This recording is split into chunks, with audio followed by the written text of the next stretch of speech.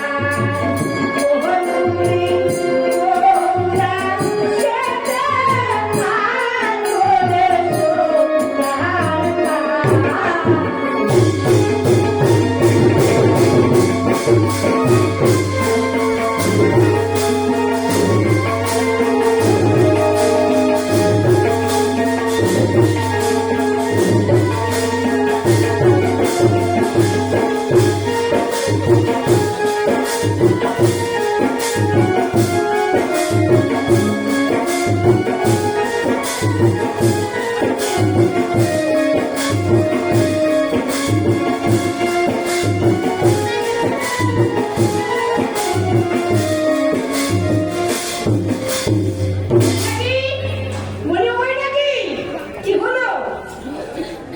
বাবা রে বাবা, বিশাল সন্ত্রাসী। এত নাচ করলাম, এত গান করলাম, তবু ধ্যান ভঙ্গ হচ্ছে না। আচ্ছা ঠিক আছে, ধ্যান কিভাবে ভঙ্গ করতে হয় তাই লক্ষ্মীরা খুব ভালো করে জানা আছে। বৈরাগী, বৈরাগী, কে তুমি? কেন তুমি আমার কাছে এসেছো? আর কেনই বা তুমি আমার সাধনের পথে বিঘ্ন ঘটাচ্ছ? আমি তো তোমার কোনো ক্ষতি করিনি। কি চাও তুমি আমার কাছে? আমি আমি বললাম লক্ষ্মীরা। লক্ষ্যহীরা? হ্যাঁ, আর জানো বৈরাগী, তোমার ওই মুখ রূপম দেখে আমি একেবারে জানো বৈরাগী, তোমার জন্য না আমার মনটা বড় ছটফট করছে। সব সময় তোমার সঙ্গ সুখ পাওয়ার জন্য আমি বড় মাথাল পাথাল হয়ে পড়ছি। জানো বৈরাগী, আমি আমি তোমার কাছে ভিক্ষা চাই। আমি তোমার কাছে তোমার সঙ্গ সুখ পেতে চাই বৈরাগী। আমার এই বাহুবন্ধনে ধরা দিয়ে আমার আমার এই উঠালা প্রশ্নটাকে তুমি শান্ত করো। এই নির্জন কারণে কেউ নেই, শুধু তুমি আর আমি। তাই বলতে চাই নাকি, এসো না, আমরা দুজনে প্রেম নিবেদন করি। এসো বৈরাগী। আমি তোমার মনের বাসনা অবশ্যই পূর্ণ করব।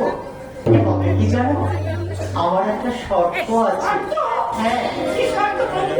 শীঘ্র করে বলো, তোমার সকল শর্ত মানতে আমি রাজি বলবো। তোমার কি শর্ত? আমার নাম সংখ্যা শেষ হলেই আমি তোমার মনের বাসনা পূর্ণ করব। তুমি ক্ষণকাল আমার পাশে বসে একটু নাম শ্রবণ করো। না, হ্যাঁ। সে আবার কি জিনিস বন্ধু? সে তুমি বুঝবে না। তুমি আমার পাশে বসো, তবেই তুমি বুঝতে পারবে নাম সংখ্যা কি। এসো। আচ্ছা ঠিক আছে বন্ধু, তোমার কথা মতো তোমার পাশে বসছি। তবে জানো তো বন্ধু, যতক্ষণ আমার মনের আশা পূর্ণ না হবে ততক্ষণ কিন্তু আমার মনটা তোমার জন্য বড় চঞ্চল হয়ে থাকবে। আর তাহলে তোমার পাশে বসি, দেখি কখন তোমার কৃপা হয়। বসি তাহলে। হরে কৃষ্ণ, হরে কৃষ্ণ, কৃষ্ণ হরে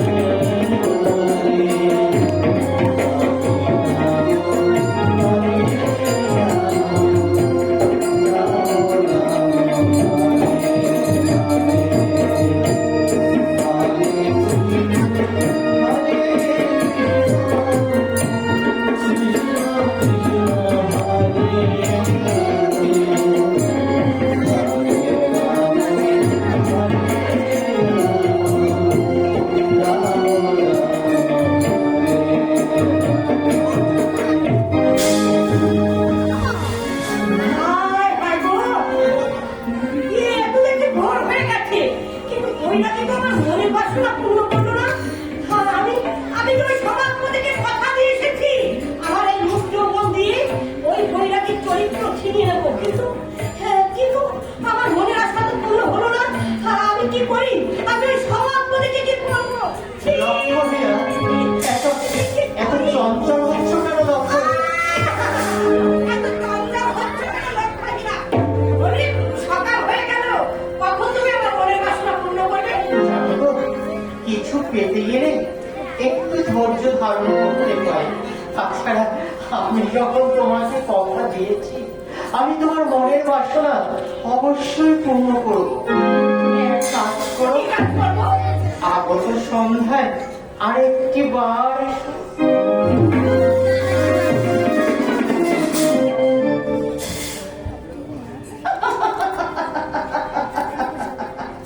আরে বৈরাগীর পর বুঝতে পারছো না, আজ তুমি আমার চোখের তন্দ্রার সুযোগ নিয়ে তোমার চরিত্রকে তুমি ঠিক রেখেছো, কিন্তু কিন্তু আগত সন্ধ্যায় তুমি সে সুযোগ পাবে না। কারণ আমি হলাম লক্ষ্য হীরা, আর এই লক্ষ্য হীরা যাকে ধরে তার সর্বস্ব।